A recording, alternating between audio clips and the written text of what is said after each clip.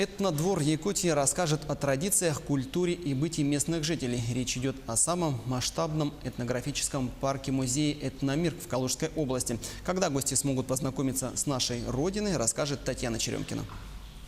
Парк «Этномир» – это красочная модель реального мира. На площади 140 гектаров под открытым небом представлены архитектура, национальная кухня, ремесла, традиции и быт практически всех стран, каждая из которых отведены своеобразные культурные заповедники – этнодворы. Презентовали проект 2 года назад.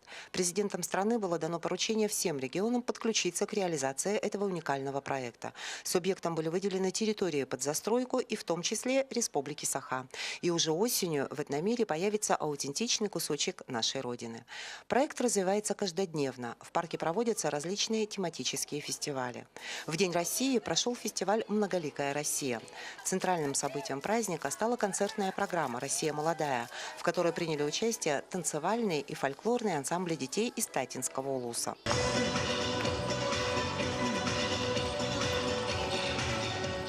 Юные танцоры и исполнители якутского фольклора только что вернулись из Турции.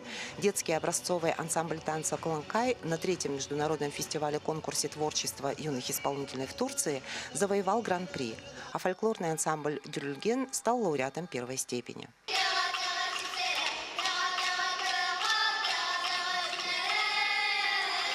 Сегодня такой, может быть, эпохальный момент. Впервые республика здесь представлена такими замечательными коллективами с Татинского района. Ребятишки, которые выступали сегодня, имели большой успех. И танцевальные номера, и номера фольклорного характера. Я думаю, они получили очень замечательный отклик.